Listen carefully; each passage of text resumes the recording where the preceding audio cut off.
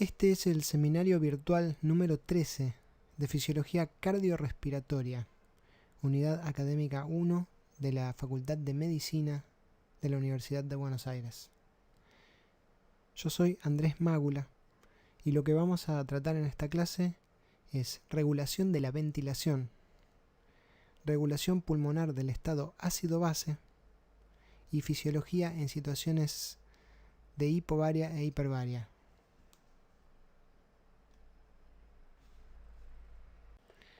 Los objetivos de esta clase son reconocer las variables sanguíneas que modifican la ventilación, citar la respuesta de los quimiorreceptores periféricos a cambios sanguíneos de la presión de oxígeno, dióxido de carbono y pH, describir la localización de los quimiorreceptores centrales y su mecanismo de activación, conocer el rol de los quimiorreceptores centrales y periféricos en las respuestas ventilatorias, analizar los mecanismos regulatorios respiratorios en situaciones clínicas concretas, identificar los cambios respiratorios agudos y crónicos durante el ascenso a gran altura y evaluar el impacto de atmósferas hiperbáricas sobre el aparato respiratorio. El aparato respiratorio es el conjunto de órganos que tienen los seres vivos con la finalidad de intercambiar gases con el entorno.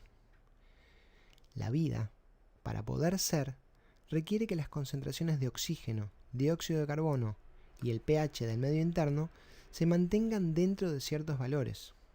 Esa función de los seres vivos de mantener el medio interno estable es la homeostasis. La ventilación, ese movimiento convectivo de aire que aumenta la presión de oxígeno y disminuye la presión de dióxido de carbono dentro del aire alveolar, determina a su vez la concentración de esos gases en sangre y en el líquido intersticial de cada tejido. Esas variables fisiológicas son permanentemente sensadas por receptores que están evaluando y retroalimentando la función ventilatoria. Esa función es llevada a cabo por músculos respiratorios, que son los que generan los gradientes de presión que movilizan los flujos de gases entre el alvéolo y la atmósfera. El fin de todo esto es que las mitocondrias de cada célula reciban el oxígeno que necesitan para vivir y puedan eliminar el dióxido de carbono que producen al respirar. Ese flujo de aire que se genera al ventilar también es usado por los seres vivos para otras conductas cuyo fin no es la homeostasis respiratoria. No obstante, el aire movilizado para, por ejemplo, tocar un instrumento de viento, también va a intercambiar gases con la sangre. Y si yo, supongamos que estoy tocando el solo de trombón de la Tercera Sinfonía de Mahler, hiperventilo para ello, necesito enormes cantidades de aire, mucha emoción, la música me lleva a dar todo de mí. En ese acto también estoy bajando mi presión de dióxido de carbono y aumentando el pH. Esos cambios podrían ocasionar, por ejemplo, una disminución del flujo sanguíneo cerebral, podría hacer que yo me maree y me desmaye. Bueno, eso está siendo sensado también por receptores, y esos receptores gatillan respuestas compensatorias, que van a tener que interdigitarse con la voluntad para que los parámetros vitales sigan dentro del rango necesario para la vida. La ventilación es la consecuencia del trabajo mecánico que realizan músculos esqueléticos. Estos músculos estriados no tienen actividad espontánea. Su contracción se produce cuando son estimulados a nivel de la sinapsis neuromuscular por la acetilcolina que liberan neuronas motoras somáticas, cuyos somas se encuentran en el asta anterior o en algún caso en el núcleo motor de un par craneal. Llamamos eupnea al patrón ventilatorio que se desarrolla en reposo o durante el sueño no REM. Durante él, la actividad muscular es muy regular, con ráfagas rítmicas hacia el diafragma y unos pocos músculos intercostales durante la inspiración. La expiración se produce pasivamente por el retroceso elástico de la pared torácica y los pulmones una vez terminada la inspiración. Cuando la demanda aumenta, la actividad del diafragma y los músculos inspiratorios se intensifica, agregándose músculos accesorios y también músculos expiratorios. Eso genera un aumento en la amplitud y en la frecuencia y un aumento de la ventilación. Podemos clasificar a los músculos involucrados en la ventilación como inspiratorios o expiratorios y también como principales o accesorios. Como dijimos hace poco, al ser la expiración un fenómeno pasivo y debido al retroceso elástico de la caja torácica, los músculos expiratorios van a ser todos accesorios. Los músculos principales inspiratorios son el diafragma y los intercostales externos. El diafragma es estimulado por motoneuronas cuyo soma se encuentra en el asta anterior de la médula espinal en los segmentos C3 a C5. Los intercostales son estimulados por motoneuronas cuyos somas están en astas ventrales a lo largo de toda la médula torácica. Después tenemos músculos secundarios de la inspiración, desde las narinas, laringe, faringe, en la lengua, también el esternocleidomastoideo y el trapecio, incluso escalenos, serratos, pectoral ancho. Muchos músculos pueden involucrarse en la ventilación si hace falta.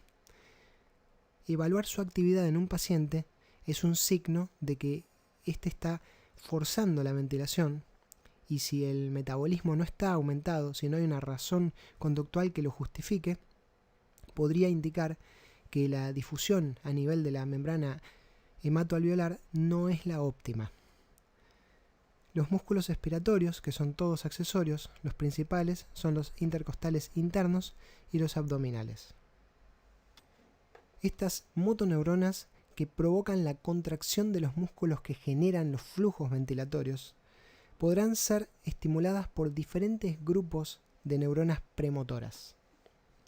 Por un lado estará el generador central de patrones encargado de establecer un ritmo automático de la ventilación, de que hablaremos más adelante en esta clase, en permanente retroalimentación de lo que digan quimioreceptores periféricos o centrales, estará generando un ritmo adecuado a las necesidades homeostáticas en cuanto a presión de oxígeno, dióxido de carbono y pH. Este ritmo va a establecerse incluso aunque no nos acordemos de él, incluso durante el sueño y hasta en alteraciones de la conciencia, siempre y cuando esta zona del tronco del encéfalo está respetada. Por otro lado, las neuronas motoras periféricas de estos músculos también podrán ser influenciables por neuronas corticales,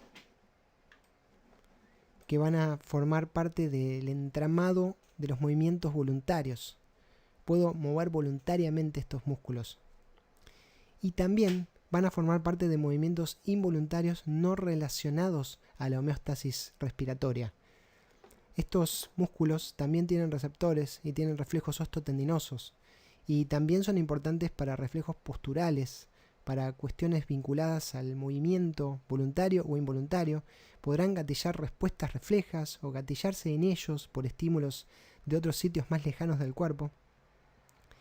Y todo esto también va a estar afectando la convección, y todo esto va a estar afectando el nivel de aire que llega a los alvéolos e indirectamente los gases en sangre. Entonces podemos deducir que también hay todo un abanico de receptores capaces de influenciar sobre la actividad de estos músculos y, por lo tanto, la ventilación. Los más importantes, y de los que hablaremos a lo largo de esta clase, son los quimioreceptores periféricos y centrales. Receptores que van a estar en permanente comunicación con el generador central de patrones, encargado de mantener el ritmo involuntario y automático de la ventilación. Pero también hay receptores pulmonares, conocidos en diferente grado. Hay receptores de estiramiento y de irritación. Hay fibras C, que son fibras amielínicas, terminaciones libres de neuronas sensoriales de primer orden, cuyo soma está en el ganglio anexo a la raíz dorsal. Estas terminaciones las hay bronquiales, pulmonares o yuxtacapilares y son origen de diferentes tipos de reflejos más o menos conocidos. Suelen involucrar broncoconstricciones, secreciones de moco y otras respuestas que veremos más adelante en esta clase. también hay mecanorreceptores musculares y de la pared torácica. Estos músculos estriados tienen sus propios receptores de estiramiento, tienen sus propios receptores que también gatillan reflejos somáticos. Y también hay otros sectores de la vía aérea superior y otras vísceras, como por ejemplo los varoreceptores arteriales, que tienen receptores que también indirectamente pueden afectar la actividad de estos músculos y por lo tanto la ventilación. Vamos a hablar ahora del control químico de la ventilación. Las señales químicas, disminución de la presión de oxígeno, aumento en la presión de dióxido de carbono y disminución del pH, van a generar una respuesta de aumento de la ventilación, cuya consecuencia será lo contrario. Van a aumentar la PO2, disminuir la PCO2 y aumentar el pH. Los receptores que van a sensar y gatillar estas respuestas son los quimiorreceptores centrales y periféricos. Ahora hablaremos de los quimiorreceptores periféricos. Son los cuerpos aórticos y los cuerpos carotídeos. Los cuerpos aórticos, inervados por el 10º par craneal, se encuentran en la cara inferior del callado de la aorta. No hay que confundirlos con los varoreceptores del callado aórtico. Y los cuerpos carotídeos se encuentran en la bifurcación de ambas carótidas, a nivel de la carótida común, y no hay que confundirlos con los varoreceptores del seno carotídeo que están en la carótida interna. En humanos, la función de los cuerpos carotídeos es muchísimo más importante que la de los cuerpos aórticos, y si seccionamos las aferencias que provienen de los cuerpos aórticos, las respuestas siguen siendo totalmente normales. En cambio, si perdemos las aferencias que vienen de los cuerpos carotídeos, que son inervados por el 9º par craneal, el glosofaringeo, las respuestas están muy alteradas. Los quimiorreceptores periféricos son órganos sensoriales.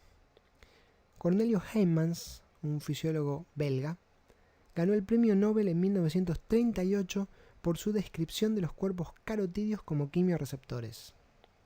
Presentan algunas particularidades. Son muy pequeños, pesan solo 2 miligramos cada uno. Están extraordinariamente irrigados. Están 40 veces más irrigados que el encéfalo y son el tejido más vascularizado de todo el cuerpo. Tienen una tasa metabólica muy elevada, es 2 a 3 veces mayor que la del encéfalo, y se propone que para su metabolismo utilizan únicamente el oxígeno disuelto en la sangre. No extraen de la hemoglobina. Ello explica por qué responden con tanta sensibilidad a la hipoxemia, que es una disminución en la PO2 en sangre, pero no responden a disminuciones en la concentración de hemoglobina ni a alteraciones en la calidad de la misma. Un anémico puede tener disminuido el contenido arterial de oxígeno porque tiene menos hemoglobina, pero si no tiene hipoxemia, si está ventilando bien y la PO2 en sangre arterial es normal, estos quimiorreceptores no van a detectar el problema, aunque incluso haya hipoxia tisular en algunos órganos. También responden a la hipercapnia, el aumento del dióxido de carbono en sangre, y a la acidosis. Si hacemos un acercamiento a estos órganos, que también se denominan glomus, por ejemplo en este caso estamos viendo el glomus carotídeo, vemos que tiene diferentes tipos de células. Las células tipo 1, células glómicas, son células derivadas de la cresta neural y podemos decir que son neuronas del sistema nervioso periférico. Ellas son las responsables de las respuestas que generan cambios en los ritmos ventilatorios. Reciben aferencias provenientes del 9º par craneal, por ser el cuerpo carotídeo. Si fuera el cuerpo aórtico, el par craneal sería el 10º. Y son las aferencias estas las que llegan a los generadores centrales de patrones de bulbo y protuberancia y provocan ajustes en el ritmo ventilatorio. También tenemos otros tipos de células, las células glómicas tipo 2, por ejemplo, que son estas amarillitas. Son células sustentaculares tipo glía. Y también hay células ganglionares parasimpáticas, acá es la azul. Reciben proyecciones de las fibras preganglionares parasimpáticas a través del noveno par, y también hay células postganglionares simpáticas, y también las células glómicas se comportan como si fueran también células ganglionares simpáticas, porque reciben aferencias preganglionares de la médula de asta intermedio lateral simpática directamente. Además está extremadamente lleno de vasos sanguíneos. Todo esto que vemos acá en el medio, estos son todos vasos sanguíneos que están vascularizando extremadamente este órgano tan llamativo. ¿Cómo funciona la célula glómica? Es una célula que transduce disminución de la presión parcial de oxígeno y o aumento en la presión parcial de dióxido de carbono y o disminución del pH en una despolarización de su membrana y liberación subsecuente de neurotransmisores. ¿Cómo lo hace? Todos estos estímulos por diferentes vías independientes, pero que si coinciden se potencian entre sí, provocan el cierre de canales de potasio. Al cerrarse canales de potasio, el potencial de membrana se aleja del potencial NERS del potasio, que es más negativo, y la célula se despolariza.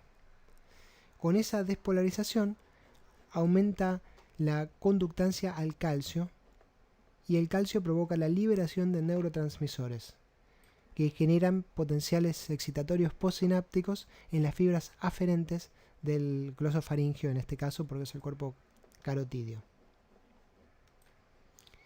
Los tres estímulos de manera independiente provocan esto, pero si coinciden 2 o 3 de ellos, se potencian exponencialmente. Aquí vemos la actividad de estas células glómicas en relación a la presión arterial de oxígeno. En el gráfico de arriba a la derecha tenemos graficado el potencial de membrana en las ordenadas y el tiempo en las abscisas, y vemos cómo en un periodo de anoxia, graficado aquí, las células se despolarizan. Esas salvas de despolarizaciones se traducen en liberaciones de neurotransmisores que estimulan los impulsos del nervio.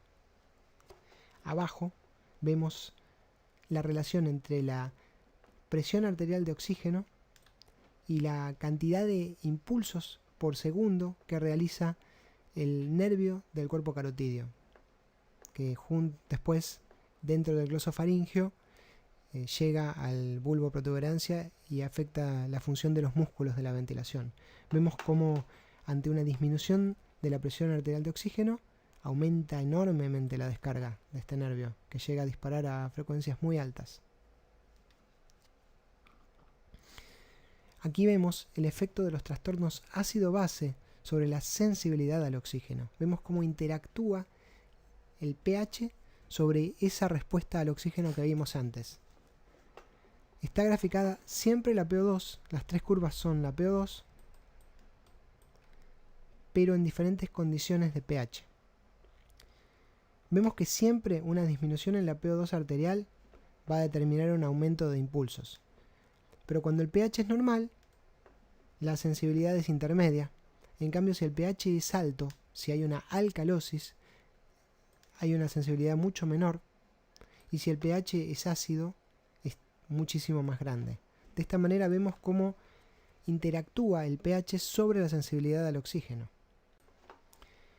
Aquí vemos cómo interactúa cambios en el pH sobre la sensibilidad al dióxido de carbono. Como dijimos ya, cuando la presión de dióxido de carbono aumenta, esto es la presión de dióxido de carbono, aumentan los impulsos del nervio siempre. Este receptor descarga ante la hipercapnia. Pero en diferentes condiciones ácido-base, esta respuesta es diferente. Cuando el pH es ácido, es lineal, es muy rápida. En cambio, cuando el pH es más alcalino, la respuesta es un poco más lenta. De todos modos, siempre, ante un aumento de la presión de dióxido de carbono arterial, aumenta la descarga de este receptor. Y también, ante una disminución del pH, aunque las presiones de dióxido de carbono y oxígeno sean normales, también aumenta la descarga de este receptor. De esta manera, terminamos la primera parte de esta clase. En la próxima, vamos a hablar de los quimiorreceptores centrales y de las neuronas relacionadas con la respiración.